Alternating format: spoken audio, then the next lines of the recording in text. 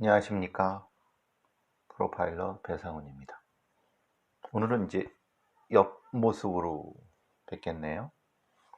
음, 제가 지금 앉아 있는 모습이 카메라에서 제 왼쪽 얼굴 쪽으로 이렇게 그 하면서 약간 얼굴을 돌리는 이런 쪽으로 촬영을 하고 있어요. 물론 이제 지금 팟캐스트는 목소리만 들어가지만 약간 좀 자세를 바꿔보고, 왜냐하면 제가 아시는 분 아시겠지만 이 얼굴 이 신경 통증 때문에 이 좌우 균형이 잘 안 맞아요. 그래서 아마 왼쪽 오른쪽이 얼굴이 좀 일그러져 있죠. 그 저기 유심히 보신 분, 유심이 아니라 그냥 대충 봐도 알죠. 그래서 약간 얼굴을 좀 옆모습을 이렇게 하면은 조금 나아질까 라는 생각을 한번 해봤어요. 별짓 다 하죠. 자, 그래도 뭐 어, 이짓 저짓 다 해봐야죠. 안 그렇습니까? 자, 음, 오늘 프레시안에 단독 입수됐다고 해서 나온 기사가 있습니다. 그 기사는 최신종, 전주, 부산 연쇄살인범 최신종에 대한 얘기인데, 최신종이 자해소동을 벌였죠. 자해소동을 벌이면서 남긴 유치장에서 편지 전문이, 이게 지금 사진으로 찍혀서 나와 있어요. 제가 한번 전체를 한번 읽어 볼게요. A4 용지 한 4분의 1 정도 온 것 같아요. 정말 미안하다. 나 때문에 고통받고 있다고 변호사한테 전부 들었어. 정말 미안하고 잘못했어. 뭐 다들 힘들게 지내고 있을 거야. 다들 아들한테 미안하다고 정말 잘못했다고 전해주고, 내가 걱정되는 건 나 없는 동안 자기랑 우리 뭐 이제 아들이죠. 어떻게 살아갈까? 그게 너무나 걱정되고 미안해. 이렇게 얘기를 하고 있습니다. 변호사랑 얘기해서 송치되기 전에 누구 아들이죠. 한번 보고 싶다고 사정해서 뭐 이렇게 하고 월요일 날 넘어갈 거야. 그래서 뭐 정말 미안해 이렇게 됐습니다. 음, 그 좀 의아해하실 분도 계실 거예요. 음, 아니 어, 여성 둘을, 그것도 목 졸라서 잔혹하게 살해한 것도 강간을 하고, 이런 인간 쓰레기 강간 살인범이 지 새끼한테는 저렇게 잘못했다, 미안하다. 자기가 가장 걱정되는 건 어, 자기 아들이 어떻게 살아갈까 걱정된다는 거예요. 그러면은 거꾸로 생각하면은, 아니 그럼 그 짓을 하지 말든가. 그리고 또 희한한 거는 첫 번째 피해자를 죽인 후에 뭔가 이렇게 유서를 그 뒤에 또 죽였단 말이에요. 그럼 만약에 지금 이 유서가 첫 번째 피해자를 죽인 후에 쓰고, 그 다음에 며칠 뒤에, 아니, 그건 아니겠죠. 근데 제가 잠깐 첫 번째 음성 유서를 썼을 때 것하고 지금 그 자해 소동했을 때의 이 것, 그거 좀 대단히 이상하죠. 그래서 사실 최신종에 대해서 상당히 심리 평가가 필요하다라고 하는 것도 그것 때문입니다.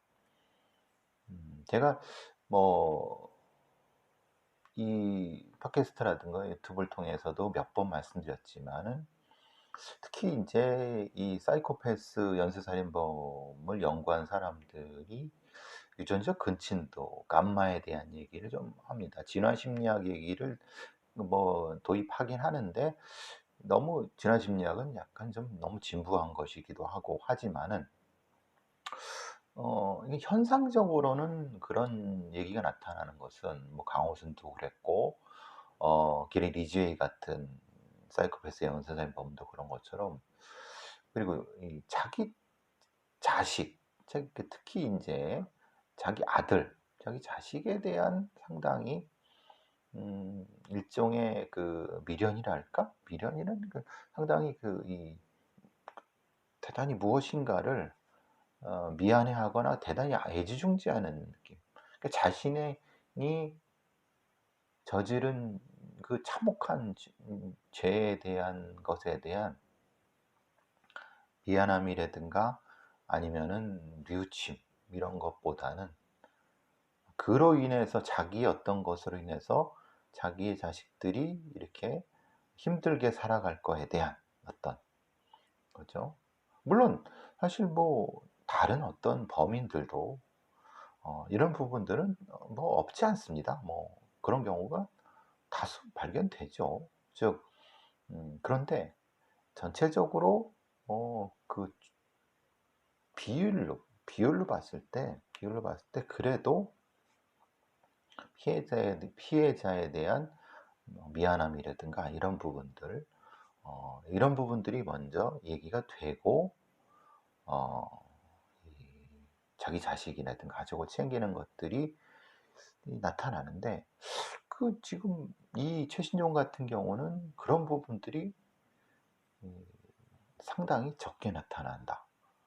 주로 인제 그 유전적 근친도가 높은 거 아니냐. 뭐 이걸 뭐 대놓고 "아이 그래서 사이코패스다." 이런 얘기를 말씀드리려고 하는 것이 아니라, 이런 어떤 뭐 연쇄살인범들의 이런 편지라든가 이런 걸 보고 크게 놀라실 필요는 없다는 겁니다. 말하자면은 결국은 자기 중심성, 그러니까 어 자기 중심적으로 세상을 해석하는 존재들이기 때문에 그럴 가능성이 높고, 그렇지 않고서는 어 목을 졸라서 강간을 하고, 아니면 뭐 순서는 모르겠지만 이렇게 죽이는 어떤 범행을 하기가 어려웠겠죠. 그런 면에서 봤을 때 지금이 읽어 드린 이 편지는 지극히 이런 존재들한테는 당연한 논리적 전개라고 볼 수 있는 겁니다. 음 어떻게 보면 되게 잔혹하죠. 그래서 포식자라는 얘기를 하는 겁니다. 그러니까 자신의 자식과 가족은 중요한데 자기가 죽이고 강간하고 무엇인가 뺏고 이런 그 피해자들에 대해서는 그냥 그건 어떻게 보면 되게 당연한 거고, 재수없게 재수없게 내가 이제 최신종 입장에서 내가 걸린 거고, 이런 생각을 한다는 거죠. 아 우리가 이 연쇄살인범이라든가 살인범들에 대한 연구를 상당히 깊이 해야 되는 이유이기도 합니다. 우리는 사실 범죄에 대해서 잘 모릅니다. 특히 성범죄, 가학범죄, 또 살인범죄 중에서도 이런 잔혹한 가학적 살인범, 그리고 강간을 동반한, 그리고 폭력을 동반한, 마치 이 금전적인 것을 목적으로 하는 것 같지만 사실은 가학적 폭력성을 동반하는 살인범 같은 경우에 상당히 심각하게 연구를 하고, 이런 어떤 연구를 통해서 이런 존재들에 대한 평가, 그리고 처벌, 그리고 이들에 대해서 우리 일반 시민들이 충분히 알고 대비할 수 있는 이런 어떤 이것이 사실은 저 같은 사람 프로파일러들의 존재 이유이기도 하고, 근데 사실 안타깝게도 우리나라는 그런 거를 전문적으로 연구하는 사람들이 거의 없고 드뭅니다. 그냥 변호사들 나부랭이들이 그냥 뭐 범죄에 대해서 뭐 안 듯이 얘기하고, 소위 말하는 범죄 심리학, 자칭 범죄 심리학자들이 그냥 대충대충 아는 것 정도 하고, 대체적으로 범죄학자들은 청소년 관련된 범죄라든가 범죄 통계에 주로 뭐 그쪽으로 많이 착목해 있죠. 근데 실제로 우리 사회에 필요한 성범죄자들, 그리고 가학범죄자들, 그리고 청소년 범죄자 중에서도 이런 어떤 가해자들에 대한 심층적인 연구들, 이런 것들이 사실 많이 필요하다는 겁니다. 그러니까 범죄를 알아야지 범죄를 예방할 수 있는 건데, 우리는 범죄를 안다는 것에 대한 그 개념 자체가 없어요. 범죄를 안다는 것이 그냥 그것의 처벌 뭐 이런 정도의, 아니 범죄를 알아야지 처벌을 어떻게 하든 말든 해야 될 거 아닙니까? 그러니까 범죄를 알지도 못하면서, 그러니까 범죄를 알지도 못하니까 당연히 범죄자를 알지도 못하는 거죠. 그러니까 범죄자를 잘 알지도 못하면서 거기에 따른 처벌을 한다. 행형 처벌한다. 이거 뭐 웃기는 소리 아닙니까? 이게 참 답답한 상황입니다. 제가 만약 어디 뭐 지난번 말씀드린 것처럼 어떤 뭐 사립대학교 어디에 뭐 경찰학교에서 다시 그렇게 되면 그런 쪽으로 연구소 같은 거라도 세우면서, 아니면 그런 쪽으로 좀 집중적으로, 지금은 제 뭐 그냥 책 번역하기도 바쁜, 너무 좀 그런가요? 어쨌든 최신종의 이 지장에서 쓴 편지를 보고 다시 한번 이런 사이코패스형 연쇄살인범에 대한 연구, 아주 집중적인 연구의 필요성에 대해서 다시 한번 느끼게 됐습니다. 제가 이런 유튜버 팟캐스트를 하는 이유도 뭐 돈 되는 것도 아니고, 또 욕은 욕대로 먹고, 그래도 이렇게 꾸준히 꾸역꾸역 하는 이유는 바로 그것 때문에 그렇습니다. 자, 최신종 얘기는 여기서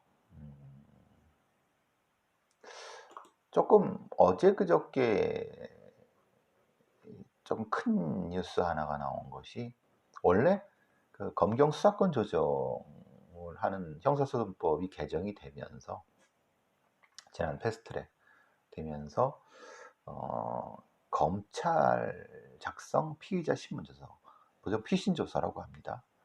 피신조서에 대한 증거 제한 사항이 들어갔습니다. 단 4년 유예, 최대 4년 유예 정도를 하면서 준비를 한다, 뭐 이런 게 됐습니다. 무슨 말씀이냐면은, 지금 경찰에서 피의자 신문조서를 작성을 합니다.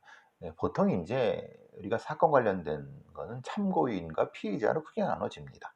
피해자는 뭐 빼고, 그러니까 피의자한테 이 조서를 받죠. 자신의 행위에 대해 이런 부분에 대해서.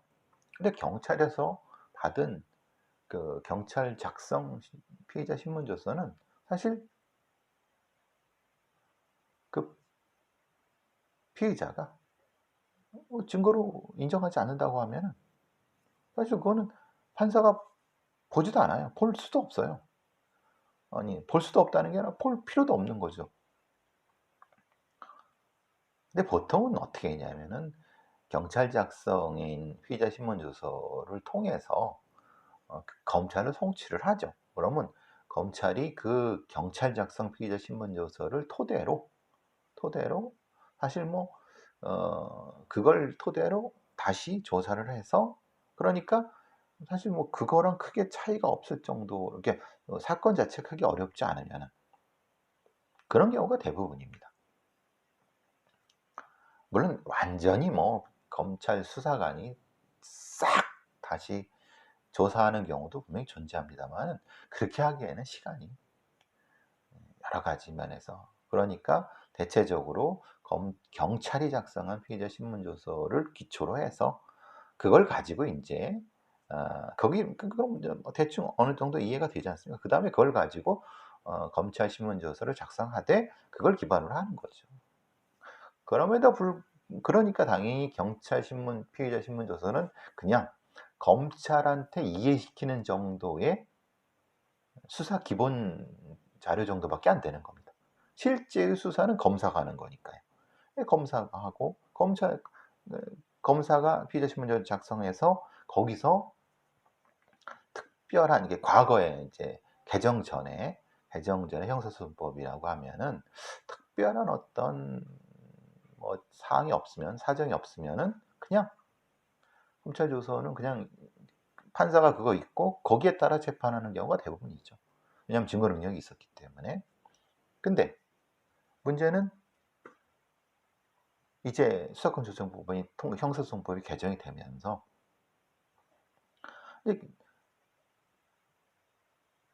피고인이 인정하지 않는다라고 하면은 이제 그거는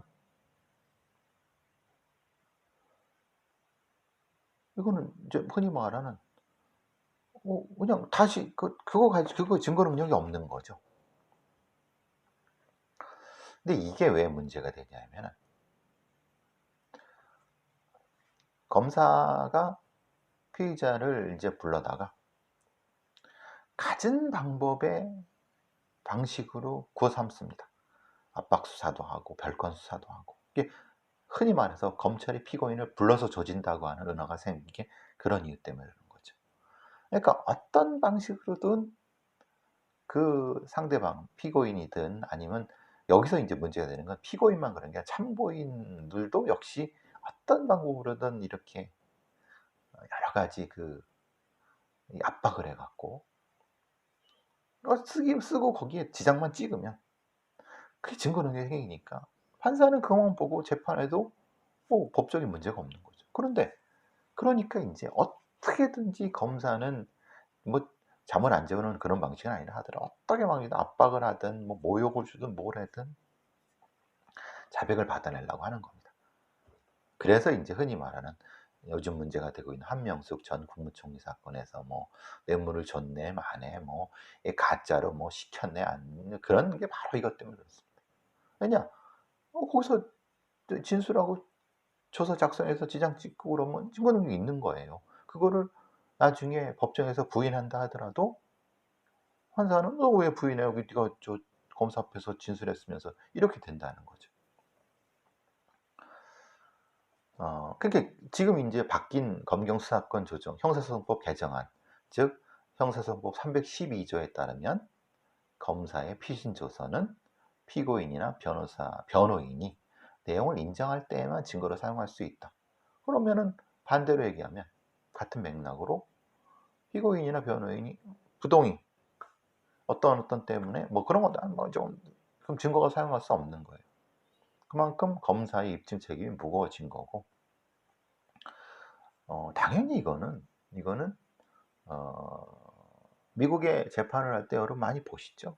그냥 직접 불러다가 직접 물어보고 거기서. 근데 인제 원래대로라면은 이게 한 4년 유예한다고 했는데 어 지금 대법원에서 지금 당장 시행해도 상관없다."라고 얘기가 나오니까 인제 검찰한테 발등에 불이 떨어졌다라는 게 지금 이 얘기입니다. 물론 지금 이 검찰 출신들이라든가 아니면 기존의 검사들의 수사 방식에 익숙한 검사들 아니면 판사들이 한 사람들은 걱정을 하죠. 뭐냐면 무죄가 늘어날 수 있다. 왜냐? 자백을 중심으로 할 수 있는 뇌물 수사라든가 아니면 이런 수사들 여태까지 자기들이 해온 방식으로 어 그것이 아닌 상태에서 자백을 안 받으면은 실제로 유죄 입증이 어려워진다라는 얘기도 하고 있고 소위 말하는 이 뭐 전 부천지청장이라고 하는 어떤 뭐 이완규라고 하는 전 검사 같아요. 이런 얘기 증거를 찾기 어려워 자백의 중요성이 큰 범죄들이 여전히 많다. 피신 조서의 근거 능력이 제한되면 이런 사건들의 무죄가 쏟아질까 우려스럽다라고 하고 있어요. 사실 이건 좀 웃긴 소리입니다. 한마디로. 여태까지 치밀하게 증거를 찾아서 그런 방식으로 수사를 해오지 않은 그 게으름을 여기다 대고 토로하는 거죠. 생각해 보세요. 그러면은 미국에서는 미국의 부패 범죄라든가 아니면 이런 뇌물 범죄 같은 거 그럼 전혀 유죄 못 받았겠네. 아니에요. 미국의 수사가 더 잘했다는 건 아니라 하더라도 걔는 그렇게 해도 충분히, 충분히 물론 과도기적 것도 있지만은 충분히 뇌물범죄라든가 수사할 수 있어요. 유죄받게 할 수 있어요.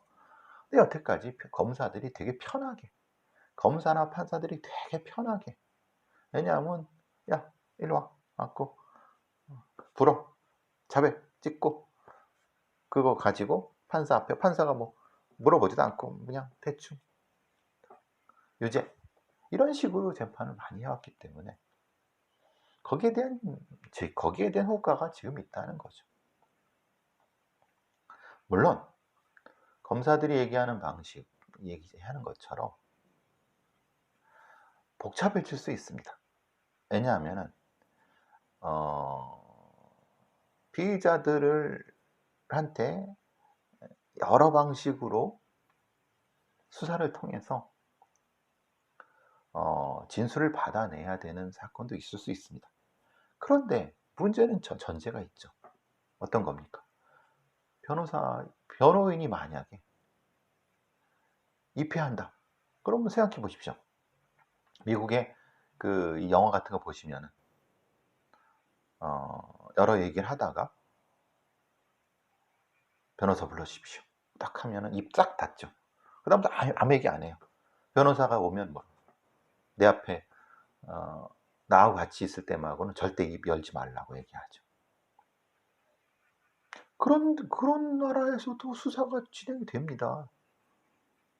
그러니까 지금 말하자면 변호사가 입회하지 않고 검사가 위압적으로 피고인 데려다가 놓고 탁 조지면서 그렇게 하지 않아도 사법 어떤 질서라고 하는 것은, 행위라고 하는, 수사도 가능하고 기소도 가능하고 재판도 가능한 겁니다.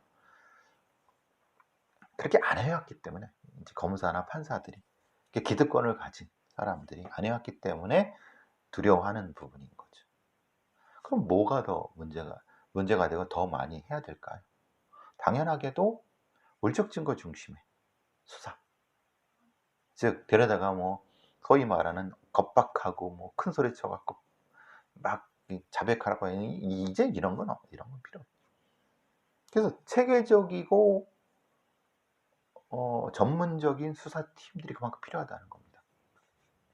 그냥 일반 형사는 이제 필요가 없고 일반 검사라는 것은 사실 의미가 없어지는 거죠. 즉 전문화된 수사관, 그리고 검사도 마찬가지 전문화된. 근데 이제는 그렇게 되려면 검사는 당연히 수사에서 손을 놔야 되는 거죠. 그러니까 전문 범죄 수사국에서 범죄 수사를 맡아야 되는 겁니다. 근데 여태까지는 어떻게 했습니까? 자칭 법률 전문가라고 하는 검사들이 일반 법률 지식만 가지고 거기에 맞춰 갖고 야 불어 맞춰서 자백 딱 넣어 갖고 재판, 이 상태였다는 거예요. 그러니까 수사 기술이라든가 아니면 전문적인 수사 방식이라든가 수사 기법들이 발전할 이유가 없고, 여러 가지 뭐 이제 물적 증거 같은 것도 검사들이 뭐 찾을 이유도 없죠. 왜냐면 자백만 받으면 되는 걸 왜 굳이 어렵게 물적 증거를 찾으려고 하겠습니까? 그 자체가 잘못됐다는 것을 검사들이 인정 못하는 거예요. 물론 과도기에 많은 혼란이 있을 수 있습니다. 무죄가 많이 날 수도 있습니다. 그런데 그것은 우리 사법 시스템, 우리 수사와 수사 기소 사법 시스템이 한 번은 꼭 치러야 될 겁니다. 지금같이 지속할 수는 없습니다. 지금처럼 자백 중심으로 조져, 말해, 그리고 했는데 재판에 가서 내가 그거 안 했어요. 뭐 저기 검사가 엉뚱하게 했어요. 지금 조국 재판 뭐 많은 재판들 한번 보세요. 난리도 아니지 않습니까? 검사들이 뭐 증거를 이렇게 했네, 조작을 했네, 어쨌네 하고 이런 방식은, 그러니까 검사들이 그걸 인지를 알고 있죠. 알고 있는데도 자기들이 기득권을 뺏기기 싫으니까 결국은 이 사단이 벌어지는 거예요. 진작 수사권 조정을 2002년도에 말하자면은 노무현 전 대통령이었을 때에 검사들이 자기 걸 내놓으면서 진작 검경수사권 조정을 하면서 수사 전문화, 경찰의 수사 전문화를 통해서 됐으면은 벌써 10년 전에 우리의 수사, 범죄 수사는 좀 더 고도화됐을 텐데 안타깝습니다. 지금 결국은 경찰도 무능력한 경찰, 그냥 흔히 말하는 정보경찰, 경비경찰, 보안경찰 그런 식, 교통경찰 이런 식의 일반 경찰, 행정경찰 쪽만 더 비중이 높고, 이제 전문적으로 진짜 해야 될 수사경찰들, 표준이 이만큼 있어야 될 것이 이만큼밖에 없는 상태. 이걸 지금 단기간에 끌어들여야 돼. 끌어올려야 돼. 검사 애들은 지금 그걸 못하고 있고, 그냥 흔히 말하는 자백 중심으로 하다가 이걸 해버리니까 이걸 지들은 못하니까, 이런 방식들. 한동안 적어도 몇 년 동안은 이 과도기 상당히 혼란이 올 겁니다. 그리고 그러면서 이제 언론에서는 뭐 무능한 경찰, 또 검경 수사권 뭐 괜히 했다, 과거로 돌아가자, 이제 흔히 말하는 보수 언론들이요, 검찰들 발라주는 많은 기레기 언론들 있지 않습니까? 지금 다 그냥 할 겁니다. 우리 이거 듣는 시청자분들 꼭 명심하세요. 검경 수사권 조정, 그리고 자백 중심이 아닌 물적 증거 중심의 전문 수사팀 중심으로 가는 건 시대적 대세입니다. 그 중간에 분명히 혼란기가 올 거고요. 그 혼란기가 두렵다고 과거로 가면 아무것도 남는 게 없습니다.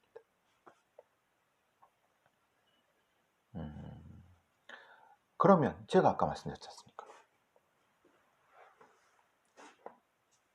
범죄에 대한 연구, 범죄를 우리 일반 시민들도 알아야 되는 겁니다. 그리고 그 아는 걸 가지고, 민간에서도 그걸 가지고 그런 형태의 수사적 지식을 가지고 변호사들이 아니라 범죄 전문가들이 재판에 참여해서 전문적인 증인이 되고 감정인이 돼갖고 참여해서 치열하게 유무죄를 다툰 이 시스템이 돼야 된다는 거예요. 즉 변호사들 뭣도 모르는, 진짜 요만큼도 모르는 그 로스쿨 같은데 별 같지도 않은데 나온 애들 보세요. 뭘 합니까? 뭐 사실 봤다고 해서 뭘 합니까? 형사사건, 민사사건 자체도 모르는데. 그러니까 즉 범죄를 전문적으로 알고, 그 범죄라는 것이 살인사건만 하는 게 아니라 사기사건부터 시작해서 전문적인 형태의 범죄 연구라든가 그걸 치밀하게 할 수 있는, 그것이 쌓여서 그걸 통해서 범죄를 예방하고 그리고 범죄자를 처벌하는 그 시스템이 돼야 된다는 겁니다. 우린 너무 늦었어요. 힘들고 어렵지만 하나하나 쌓아 올라가야 되는 겁니다. 옛날처럼 원님 재판할 수 없잖아요. 네 죄를 네가 알렸다? 뭘 어떻게 합니까? 제가 왜 이렇게 범죄 얘기하는지 아시겠죠? 왜 이렇게 어려워도 이렇게 하는지. 자, 관련된 것 같기도 한데, 요번에 이제 검찰 수사관의 인사가 지연되고 있다고 합니다. 사실 어떻게 보면 되게 당연한 거죠. 왜냐하면 검경 수사권 조정을 해야 돼. 그러면은 검찰의 직접 수사를 없애야 돼. 그러면 지금 검찰 수사관들이 지금 검찰 수사관들이 8,444명이 있는데 6급 이하면 7,732명입니다. 거의 한 8,000명 넘게 있습니다. 엄청나게 많은 겁니다. 그러니까 실제로는 검사가 수사를 한다는 말이 맞죠. 근데 검사가 수사를 하면서 가장 문제가 됐던 것이 뭐냐면 법무부에서 이런 것들을 못하는 거죠. 말하자면 실제로 이런 것들, 뭐 피의자 호송 인치, 피의자 소재 수사, 형집행 업무, 이거 다 경찰이 했습니다. 경찰이 그냥 해준 거예요. 왜냐하면 검사가 경찰을 지휘하니까 해준 거예요. 사실은 경찰이 하면 안 되는 거였어요. 그러니까 실제로는 법무부 소속 공무원인 검찰 수사관들이 해야 될 일, 원래 해야 될 일들이 형집행 업무, 피의자 호송 인치, 피의자 소재 수사 같은 것들 했어야 되는 거예요. 그걸 안 하고 경찰한테 맡기고 지들은 검사 밑에서 검찰 수사관으로 했던 거예요. 이게 잘못된 거예요. 그러면은 지금 인제 더불어민주당의 민주연구원에서 발간한 검찰 조직 인력 축소 개편 보고서에도 연관이 되지만은 지금 있는 7,000명, 7,700, 8,000명 가량 되는 한 반 정도는 아까 말씀드린 것처럼 피의자 호송 인치, 피의자 소재 수사, 그리고 보호관찰관 있지 않습니까? 지금 가장 문제가 되는 거. 지금 보호관찰관 인력이 한 사람당 뭐 178명, 이거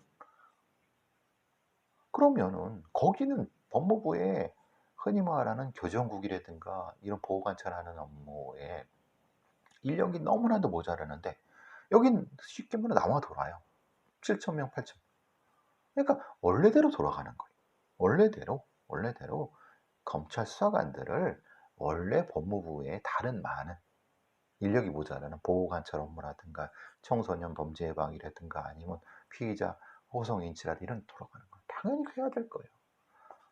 근데 대검찰청, 그러니까 검사들 밑에서 검찰 수사관 하면 뽀다고 나고 힘 있잖아요.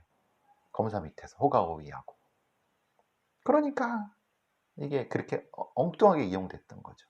7,700명 중에서 한 3-4천 명 정도는 돌아가고 원래 이제 원래 법무부의 다른 일로 돌아가고 나머지 한 2,000에서 3천 명 정도는 말 그대로 이제 그래도 수사권 조정에 과도기라고 할 수 있는 보안 수사, 보안. 즉 직접 경찰에 대한 수사 지휘를 못하는 보안 수사 업무라든가 아니면은 어쨌든 지금 법상으로 인제 뭐 얘기됐던 것처럼 직접 수사를 해야 되는 것들이 몇 개 있지 않습니까? 그런 쪽만 하긴 한다면은 그건 큰 문제 아닌 것 같다는 생각이 들어요. 근데 권한을 뺏기고 그냥 자기들이 생각해 잡스러운 일들, 경찰한테 맡겼던 잡스러운 일들을 지들이 하니까 힘들게 하는 거죠. 그런 소리 하면 그러니까 문제가 되는 거죠. 지금 청와대 민정수석실 산하에서 국민을 위한 수사권 계약 후속 추진단에서 그래. 니네들 보호관찰 전자발찌 업무에 인력이 모자란다. 거기로 가면 되지 않냐? 맞습니다. 제 얘기가 그거거든요. 근데 반발이 심할 테지만 이미 대세는 정해졌다고 하면 그쪽으로 가는 게 맞는 것 같습니다. 자, 세월호 특조위 업무를 방해했던, 조사를 방해했던 박근혜 정부 인사 9명이 기소가 됐습니다. 세월호 참사 특별수사단이 지금 검찰 내에 있죠. 이병기 전 청와대 비서실장 등 포함해서 뭐 9명인데 뭐 현정택 정책조정수석, 김영석 해양수산부 장관 등등등, 현기환 정무수석 뭐 등등등, 이현 전 특조위 부위원장 등등등. 근데 제가 기소한 건 기소한 건데 답답한 건 제대로 수사를 했냐 이 말이에요. 가장 이런 거죠. 검사가 어떤 특정한 목적을 가지고 수사한다고 하고 대충 해서 기소했다. 아니 그럼 대충 하면은 판사가 이거 증거도 없고 이게 뭐야? 그럼 무죄 때리면 일사부재리가 되고 그럼 그 검사의 그 행위에 대해서 누가 책임지죠? 그러니까 지금 문제는 그거라는 겁니다. 지금 검경 수사권 조정을 해야 되는 이유도 그렇고 그런 문제가 바로 그거죠. 즉 말하자면 검사가 자기 마음대로 수사를 부실하게 하고 자기 마음대로. 뭐 이건 흔히 말하는 장자연 사건이라든가 김학의 사건은 우리 늘 보는 것처럼 지금 세월호 참사 특수단에서 이런 세월호 참사 특조위 방해한 인물들에 대해서 수사를 했다고 하는데 실제로 보니까 증거도 부실하고 뭐 대충 된 것 같아. 그래서 무죄 나와. 그럼 누가 책임지죠? 이게 가장 큰 문제라는 겁니다. 그래서 사실 지금 제가 더불어민주당 내에 있는 소위 이제 지금 여당에 있는 국회의원들 중에서 새로 참사에 대한 뭐 진상규명을 떠들어대는 많은 국회의원들이 있지만은 제대로 진상을 규명하려고 하는 사람들이 몇이나 될까? 충분히 할 수 있었음에도 불구하고 제가 늘 말씀드린 것처럼 세월호 참사 특조위에 특별사법경찰관 조항, 50조 조항 이런 부분들 왜 뺐을까? 전 더불어민주당 국회의원들 신뢰하지 않습니다. 그냥 겉멋만 든 놈들이 너무 많아요. 옛날에 무슨 학생운동 했다 해갖고 그거 해갖고 공천받았고 마치 이렇게 좀 민주주의의 투사인 꼴값 떠는 거죠. 웃기지 말라고 하세요. 진짜 학생운동에서 고생했던 애들은 그런 사람들은 거기 없죠. 관련된 부분인 것 같기도 하지만은 제가 늘 이제 문제 제기하는 부분 중에 하나가 프레시안에 여러분 기사가 하나 떴어요. 믿기 어렵지만 기사 제목입니다. 믿기 어렵지만 입법 권한 없는 한국 국회. 이게 이상구 복지국가 소사이어티 공동대표가 쓰신 기사인데 무슨 말이냐? 아니 국회의원이 무슨 입법 권한이 없어. 다 입법하라고 국회의원인데. 내용을 아시는 분들은 아마 이 기사에 공감하실 겁니다. 왜냐하면 제가 한 몇 달 전에 뭐 국회의원에도 말씀드린 바도 있지만 제가 이제 개인적으로 제 이제 대학교에 아는 어떤 사람이 국회에 이제 뭐 어떤 분야의 전문위원 관련된 굉장히 힘이 있더라고요. 마치 그 분야에서 지가 다 하는 것 같아요. 뭐지? 아니 우리가 아는 거로 봐서는 국회의원이 더 힘이 있는 거 아니야? 예를 들면 그 어떤 그 상임위원회 국회의원들이 힘이 있지 무슨 전문위원 따위가. 네? 천번의 말씀인 거죠. 즉 말하자면은 우리의 그 국회에는 전문위원이라는 것이 존재합니다. 전문위원. 이 전문위원이라고 하는 것은 예를 들면은 국방위가 있고 아니면 뭐 기재위가 있고 아니면 뭐 환노위가 있고 뭐 보건복지위가 있고 여성가족 여러 가지 그 밑에 그 상임위 밑에 전문위원들이 있습니다. 그 전문위원들은 대체적으로 이제 여야 배분이 되죠. 보통 이제 뭐 근데 이런 겁니다. 국회의원이 무슨 법안을 제출을 하는 겁니다. 법안 제출하죠. 떡 하면은 그 법안을 가지고 다른 국회의원들을 이렇게 설득해서 그 법안이 통과되도록 하는 것이 여러분이 생각하시는 대한민국 국회의 모습일 거라고 생각하시겠지만은 그 중간에 하나가 빠져 있습니다. 뭐냐면은 일종의 이 검토 보고라는 겁니다. 예를 들면 이런 겁니다. 노회찬 전 의원이 발의를 하신 게 국가보안법 폐지 법안이 발의가 됐는데 이거를 그럼 그 폐지 법안을 가지고 다른 국회의원들한테 설명을 해서 이걸 통과하도록 해야 되는데 제출하게 되면 가장 먼저 거쳐야 될 게 뭐냐면은 이 국회 법제사법위원회 수석전문위원이라는 어떤 인간이 검토보고, 이게 부정적 검토보고를 했습니다. 그러니까 이제 국가보안 폐지법안은 임기 완료로 폐기된 거죠. 이런 식이라는 겁니다.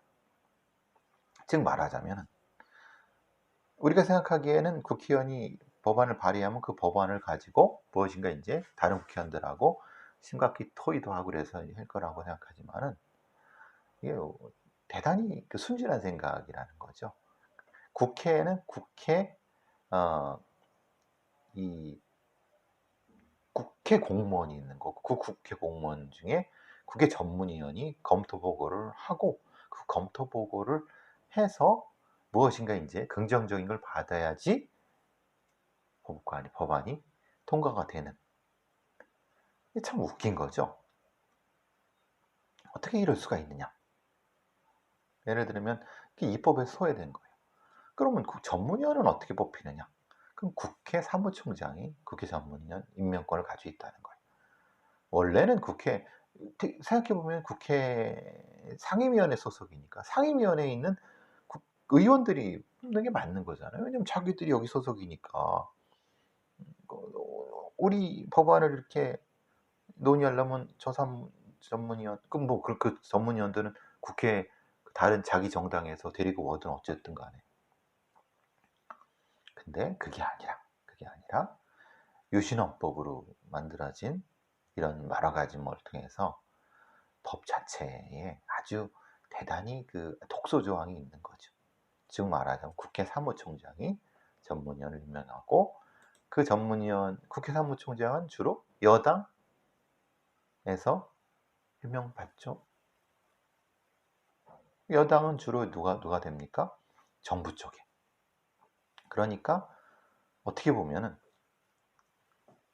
정부에서 우리나라에 이제 국회를 통과하는 법의 95%가 다 정부 발의입니다. 물론 이제 그것을 어떤 청부 발의를 하는 거죠. 어떤 의원한테 이름을 해갖고. 근데 대부분 95%는 정부가 발의하는 겁니다. 그러니까 그러면은 정부가 발의하고 지들이 검토해갖고 통과시키는. 그러니까 당연히 국회의원들은 거수기밖에 안 되는 거죠. 참, 이 시작은 전두환의 1980년 국가보위입법회의라고 합니다. 이 기사를 한번 읽어보세요. 프레시안에 입법 권한 없는 한국 국회라는 거. 참 답답하죠. 그러면 국회의원보다 더 권한이 센 전문위원. 아니, 국회의원은 국민들한테 선출이라도 받지, 국회 전문위원은 말하자면은 이른바 정부에서 아니면 정부 여당에서 꽂은 국회 공무원들 아닙니까?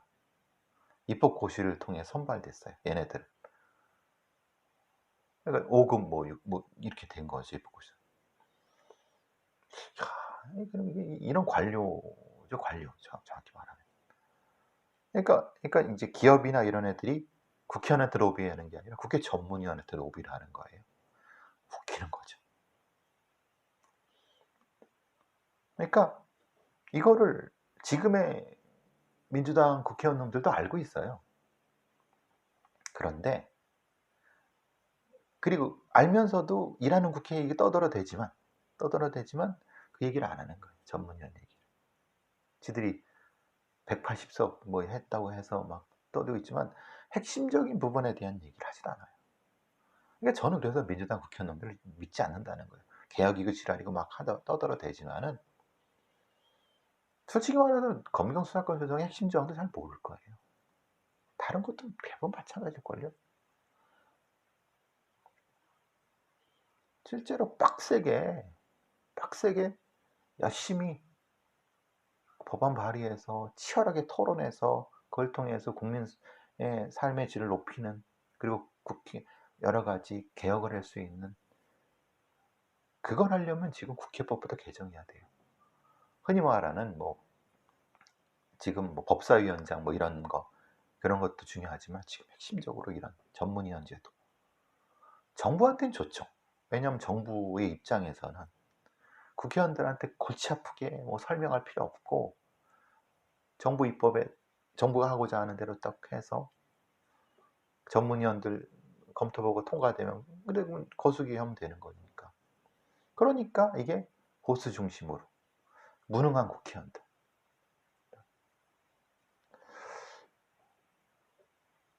참 답답한 노릇입니다. 시민들이 똑똑해져야 돼요. 이런 거. 언론 놈들도 솔직히 말하면 프레시안 말고 이걸 누가 제시를 했습니까? 저도 대충은 알고 있었지만은 지난번 제가 상임위 전문위원 그거에서 저도 의아해했는데 나중에 알게 돼요. 소위 말하는 보수 언론들 아니면 보수 언론 아니라는 여러 가지 그래도 좀 낫다고 하는 언론들이 이런 거 제기합니까? 너무나도 언론 지형이 개판이고 엉망이고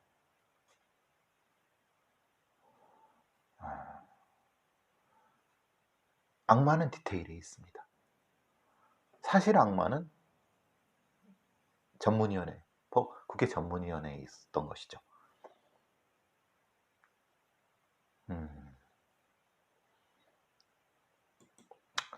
갑자기 범죄에 대해서 얘기는 미안하지만은 개혁이라는 것은 총론으로 할 수 있는 게 아닙니다.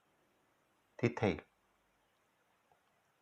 치밀한 메커니즘, 전체적인 형태의 틀을 아는 이 치밀한 연구, 기초 연구 이런 것들, 사람 이런 것들. 그 말씀 드리려고 쓸데없는 것 같지만 국회 얘기, 전문위원 얘기를 했습니다. 2000 화재 참사가 벌어진 지 한 달이나 지났는데 지금 국회의원 놈들 현장에 가서 화재 현장에 참배를 한다 한다 떠들어대고 언론에서 그렇게 떠들어댔는데 지금 한 달 지나니까 지금 뭐가 있습니까? 합동 감식과 압수수색이 이어졌지만 아직 경찰은 화재 원인이 뭔지도 모르고 건축주하고 시공사는 책임 떠넘기에 급급하고 유족들은 지금 장례도 못 치르고 있고 그리고 38명이나 희생됐습니다. 국가수는 지금 분석 결과 통보도 마치 못해요. 지금 분석 중이에요. 한 달이나 지났는데 언제 할까요?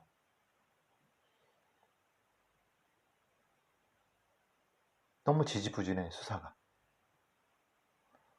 전문적인 형태의 화재 수사팀이 물론 있습니다. 경기남부청에 권한이 없죠. 그것과 소방방재청에 있는 그 전문 수사팀하고 그것도 지금은 검찰로부터 수사 지휘도 받아야 되거든요. 아직까지 이런 대형 참사에 대한 수사에 대한 기본적인 수사 능력이 많이 떨어집니다. 뭔가 정치인 놈들 소위 그 고위 관료들 이런 거 터지면 뭔가 할 거라처럼 설레발 팍 치지만은 정작 아무것도 되는 게 없어요. 뭐가 됩니까 지금? 죽은 사람만 억울하지. 그리고 제가 말씀드린 것처럼 재벌 3, 4대 4, 5세 놈들 창고 지어놓고 지들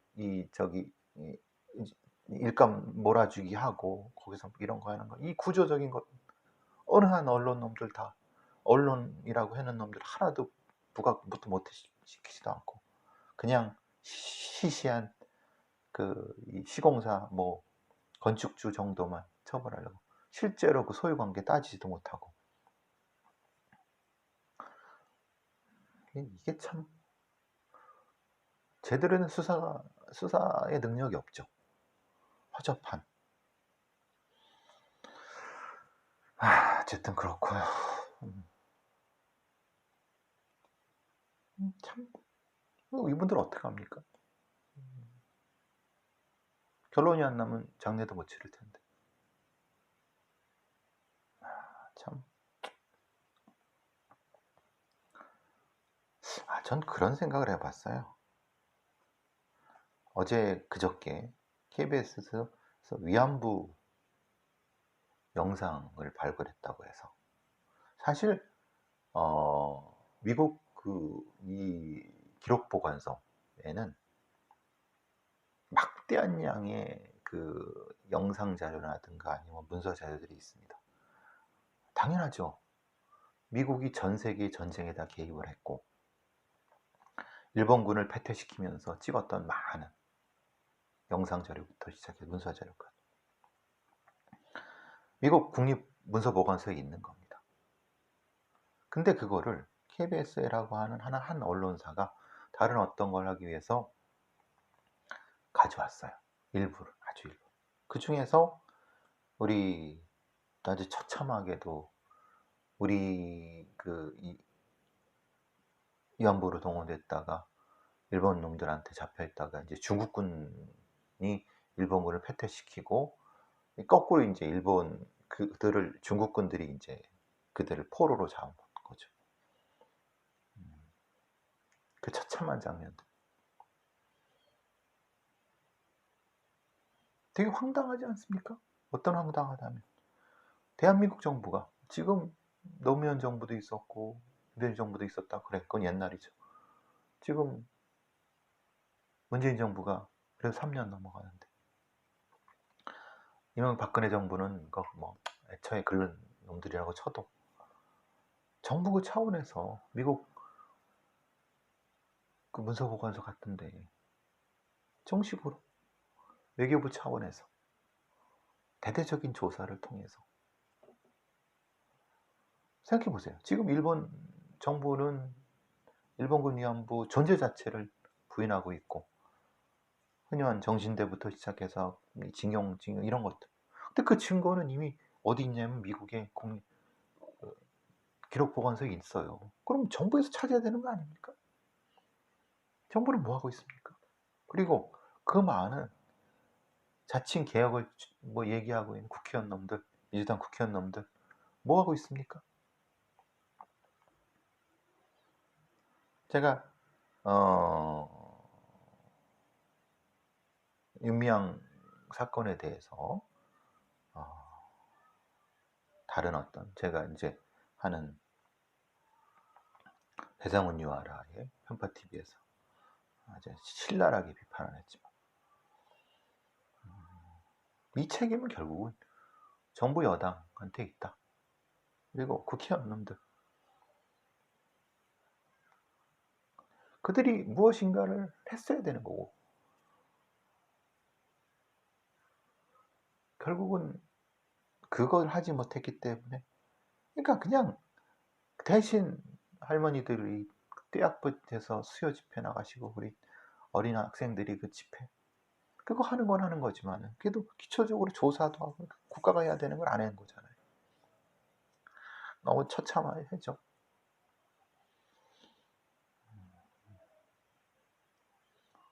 그래서 마음에 안 듭니다. 지금 여당, 지금 민주당 국회의원들이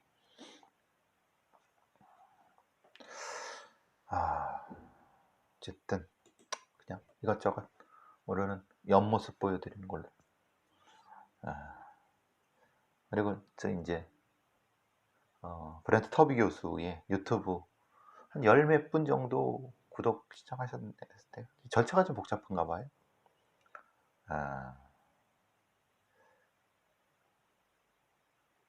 저는 제 분야에서 열심히 해야죠. 제 분야는 범죄를 일반 시민들한테 알려드리는 거. 그리고 범죄를 다룰 수 있는 전문가들을 키워내는 거. 그게 누구든 범죄 전문가들을 키워내고 범죄를 일반 시민들도 쉽게 알 수 있게끔 이런 걸 통해서 특별한 누가 의해서 한 것이 아니라 지식이 골고루 그를 통해서